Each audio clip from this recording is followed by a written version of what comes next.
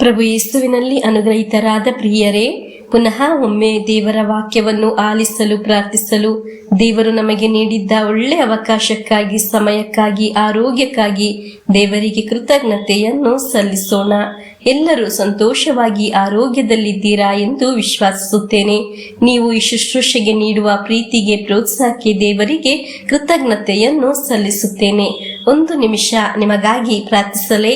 ಪ್ರಭುವೇ, daily blessing ಅಲ್ಲಿ ವಾಕ್ಯ ಆಲಿಸುವ ಆತ್ಮೀಯರಿಗಾಗಿ ನಾನು ಪ್ರಾರ್ಥಿಸುತ್ತೇನೆ. ಇವರ ಕುಟುಂಬಕ್ಕಾಗಿ, ತಲೆಮಾರಿಗಾಗಿ, ಇವರ ಕುಟುಂಬವು ಪ್ರೀತಿಯಿಂದ ನ್ಯೂನತೆಯಲ್ಲಿ ತುಂಬಿರಲು, ಸಾಲದ ಬಾಧೆ ಇವರಿಂದ ಬಿಟ್ಟು ಓಡಿ ಹೋಗಲು, ರೋಗಗಳು ಸೌಖ್ಯವಾಗಲು, ಕಷ್ಟಗಳಿಂದ ಪೂರ್ಣ ಬಿಡುಗಡೆಯಾಗಲು ಪ್ರಾರ್ಥಿಸುತ್ತೇನೆ. ಇಂದು ಆಲಿಸುವ ವಾಕ್ಯದಲ್ಲಿ ನಮಗೆ ನಮ್ಮನ್ನೇ ಸಮರ್ಪಿಸಿ ಪ್ರಾರ್ಥಿಸೋಣ. ಅದು ಒಂದು ಅನುಗ್ರಹವಾಗಿ ಬದಲಾಗುತ್ತದೆ. ಒಳ್ಳೆ ಒಂದು ದಿನ ಪ್ರಾರ್ಥನೆಯಿಂದ ಹಾರೈಸುತ್ತೇನೆ. ಇಂದಿನ ವಾಕ್ಯ ಆದಿಕಾಂಡ 26ನೇ ಅಧ್ಯಾಯ 12ರಿಂದ 22ರವರೆಗೆ ವಾಕ್ಯಗಳು. ವಾಕ್ಯವನ್ನು ಆಲಿಸೋಣ. ಇಸಾಕನು ಆ ನಾಡಿನಲ್ಲಿ ವ್ಯವಸಾಯ ಮಾಡಿ ಅದೇ ವರ್ಷದಲ್ಲಿ 100 ಮಡಿ ಬೆಳೆ ಎತ್ತಿದನು. ಸರ್ವೇಶ್ವರ ಸ್ವಾಮಿಯ ಆಶೀರ್ವಾದ ಅವನ ಮೇಲಿತ್ತು. ಅವನು ದಿನದಿಂದ ದಿನಕ್ಕೆ ಹೆಚ್ಚು ಆಸ್ತಿವಂತನಾಗಿ ದೊಡ್ಡ ಧನವಂತನಾದನು. ಅವನಿಗೆ ದನ ಕುರಿಗಳು, ಕಾಳುಗಳು ಹೇರಳವಾಗಿದ್ದನ್ನು ನೋಡಿ ಫಿಲಿಸ್ಟರು ಹೊಟ್ಟೆ ಕಿಚ್ಚುಪಟ್ಟರು. ಅವನ ತಂದೆ ಅಬ್ರಹಾಮನ ಕಾಲದಲ್ಲೇ ತೋಡಲಾಗಿದ್ದ ಬಾವಿಯನ್ನು ಮಣ್ಣು ಹಾಕಿ ಮುಚ್ಚಿಬಿಟ್ಟರು. ಹೀಗಿರಲಾಗಿ ಅಬಿಮೆಲೆಕನು ಇಸಾಕನಿಗೆ, ನೀನು ನಮಗಿಂತ ಅಧಿಕ ಬಲಿಷ್ಠನಾಗಿ ಬಿಟ್ಟೆ, ಆದುದರಿಂದ ನಮ್ಮನ್ನು ಬಿಟ್ಟು ಹೊರಟು ಹೋಗಬೇಕೆಂದು ಹೇಳಿದನು. ಅಂತೆಯೇ ಇಸಾಕನು ಅಲ್ಲಿಂದ ಹೊರಟು ಗೆರಾರ್ ತಂಗಿನ ಬಯಲಿನಲ್ಲಿ ಗುಡಾರ ಹಾಕಿಕೊಂಡು ವಾಸ ಮಾಡಿದನು. ಅಬ್ರಹಾಮನು ತೋಡಿಸಿದ್ದ ಬಾವಿಗಳನ್ನು ಅವನು ಸತ್ತ ಮೇಲೆ ಫಿಲಿಸ್ಟರು ಮುಚ್ಚಿ ಹಾಕಿದ್ದರಿಂದ ಇಸಾಕನು ಅವುಗಳನ್ನು ಮರಳಿ ತೆಗೆಸಿ ತಂದೆ ಇಟ್ಟಿದ್ದ ಹೆಸರುಗಳನ್ನೇ ಇಟ್ಟನು. ಇಸಾಕನ ಕೆಲಸಗಾರರು ಆ ತಗ್ಗಿನಲ್ಲಿ ಅಗೆಯುತ್ತಿದ್ದಾಗ ಅವರಿಗೆ ಸೆಲೆ ನೀರಿನ ಬಾವಿಯೊಂದು ಸಿಕ್ಕಿತು. ಗೆರಾರಿನ ದನ ಕಾಯುವವರು ಬಂದು ಆ ನೀರು ತಮ್ಮದು ಎಂದು ಹೇಳಿ ಇಸಾಕನು ದನ ಕಾಯುವವರ ಸಂಗಡ ಜಗಳವಾಡಿದರು. ಆದುದರಿಂದ ಇಸಾಕನು ಆ ಬಾವಿಗೆ ಏಸಕ್ ಎಂದು ಹೆಸರಿಟ್ಟನು. ತರುವಾಯ ಅವನ ಜನರು ಬೇರೊಂದು ಬಾವಿಯನ್ನು ತೋಡಿದರು.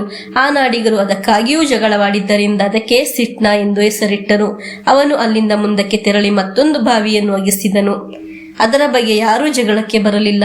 ಈ ಕಾರಣ ಅವನು, ಸರ್ವೇಶ್ವರ ನಮಗೀಗ ಸ್ಥಳಾವಕಾಶ ಮಾಡಿಕೊಟ್ಟಿದ್ದಾರೆ, ನಾವು ಅಭಿವೃದ್ಧಿಯಾಗುತ್ತೇವೆ ಎಂದು ಹೇಳಿ ಆ ಬಾವಿಗೆ ರೆಹಬೋತ್ ಎಂದು ಹೆಸರಿಟ್ಟನು. ಪ್ರಿಯರೇ, ಇಸಾಕನ ಕುರಿತಾಗಿದೆ ನಾವು ಆಲಿಸಿದ್ದು.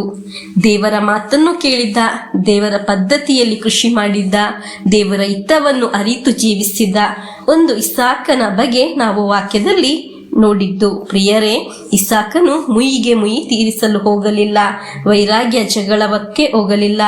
ಇಸಾಕ ಅವನ ಮತ್ತೊಂದು ಪ್ರತ್ಯೇಕತೆ ಏನೆಂದರೆ, ಹೀಗೆ ಒಂದು ಸಮಸ್ಯೆಗಳು ಎದುರಿಸುವಾಗ ಅವನು ನಿರಾಸೆ ಸಹ ಹೊಂದಿಲ್ಲ. ಪುನಃ ದೇವರಲ್ಲಿ ಆಶ್ರಯಿಸಿ ಮುಂದೆ ಸಾಗಿದನು. ಪ್ರಿಯರೇ, ನಮಗೆ ಬೇರೆಯವರನ್ನು ಸೋಲಿಸಿ ಸಿಗುವ ಜಯವಲ್ಲ ಬೇಕಾಗಿದ್ದು, ದೇವರಲ್ಲಿ ಆಶ್ರಯಿಸಿ ಸಿಗುವ ಒಂದು ವಿಜಯವಾಗಿದೆ ಬೇಕಾಗಿದ್ದು. ಬೇರೆಯವರನ್ನು ಸೋಲಿಸಿ ನಾಶ ಮಾಡಿ ಗೆಲ್ಲುವುದಲ್ಲ. ಹಾಗೆ ಮಾಡಿದರೆ ಸೋಲು ಮಾತ್ರ ಅನುಭವಿಸುವುದು. ಅನೇಕರ ಜೀವನ ಹೀಗೆ ಆಗಿದೆ. ಫಿಲಿಸ್ಟರು ಇಸಾಕನನ್ನು ಸೋಲಿಸಲು ಅನೇಕ ಕಾರ್ಯಗಳನ್ನು ಮಾಡಿದ್ದರು, ಆದರೆ ಕೊನೆಗೆ ಸೋಲನ್ನು ಅನುಭವಿಸಬೇಕಾಯಿತು. ಹಲ್ಲೆಲೂಯಾ. ಇಸಾಕನ ಪ್ರತ್ಯೇಕತೆ, ಬಾವಿಯನ್ನು ಮುಚ್ಚಿದರೂ ಪುನಃ ಬಾವಿ ತೆಗೆಯುತ್ತಿದ್ದನು. ಅದಾಗಿದೆ 22ನೇ ವಾಕ್ಯದಲ್ಲಿ ನಾವು ಆಲಿಸಿದ್ದು. ದೇವರು ನಿನಗೆ ಒಂದು ಸ್ಥಳ ನೀಡುವಾಗ ನೀನು ಅದರಲ್ಲಿ ಅಭಿವೃದ್ಧಿಯಾಗಲು ಪ್ರಾರಂಭವಾಗುತ್ತದೆ. ಹಲ್ಲೆಲೂಯಾ. ದೇವರು ನಿನಗೆ ಒಂದು ಅನುಗ್ರಹವನ್ನು ನೀಡುವಾಗ ನೀನು ಅದರಲ್ಲಿ ಸಮೃದ್ಧಿ ಉಳ್ಳವನಾಗಿ ಬದಲಾಗುತ್ತೀಯಾ. ದೇವರು ನಿನಗೆ ಒಂದು ಕೆಲಸವನ್ನು ನೀಡುತ್ತಾರೆ, ಬಿಸ್ನೆಸ್ ಅನ್ನು ನೀಡುತ್ತಾರೆ, ನಿನಗೊಂದು ಭವನವನ್ನು ನೀಡುತ್ತಾರೆ, ನಿನಗೊಂದು ಭವಿಷ್ಯವನ್ನು ನೀಡುತ್ತಾರೆ, ಒಳ್ಳೆ ವಿದ್ಯಾಭ್ಯಾಸ ಕೊಡುತ್ತಾರೆ. ಅದರಲ್ಲಿ ನೀನು ಸಮೃದ್ಧಿಯಾಗಿ ಬದಲಾಗುತ್ತೀಯಾ. ದೇವರು ನೀಡುವುದರಲ್ಲಿ ಆಗಿದೆ ನೀನು ಅಭಿವೃದ್ಧಿಯ ಹೊಂದುವುದು. ಇಲ್ಲದೆ ನೀನು ಜಗಳ ಮಾಡಿ, ಯುದ್ಧ ಮಾಡಿ, ಹೊಟ್ಟೆ ಕಿಚ್ಚುಪಟ್ಟು ಬೇರೆಯವರಿಗೆ ಐಟಮ್ ಇಟ್ಟು ಬದುಕುವುದಲ್ಲ. ನೀನು ವೃದ್ಧಿಯಾಗುವುದು ದೇವರು ನೀಡುವ ಅನುಗ್ರಹದಲ್ಲಿ ಆಗಿದೆ ನೀನು ಸಮೃದ್ಧಿಯಾಗಿ ಬದಲಾಗುವುದು.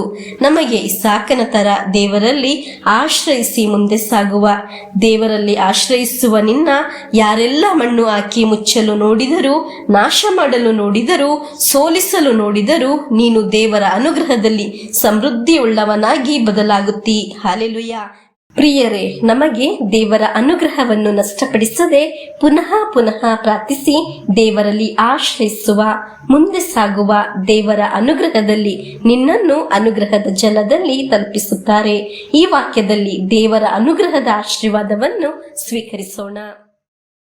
ನಮ್ಮ ಪ್ರಭು ಯೇಸುಕ್ರಿಸ್ತರ ವರಪ್ರಸಾದವು, ದೇವರ ಪ್ರೀತಿಯು, ಪವಿತ್ರಾತ್ಮರ ಅನ್ಯೋನ್ಯತೆಯು ನಮ್ಮೊಡನೆ ಇರಲಿ. ರೋಗಗಳಿಂದ, ಅಪಘಾತದಿಂದ, ದುರ್ಮರಣದಿಂದ, ಅಗಾಲಿದ ಮರಣದಿಂದ, ಅಸೂಯೆಯಿಂದ, ಮೋಸೆ ವಂದನೆಯಿಂದೆല്ലാം ದೇವರು ನಮ್ಮನ್ನು ಸಂರಕ್ಷಿಸಲಿ. ಹಾಲೆಲೂಯ, ಆಮೇನ್.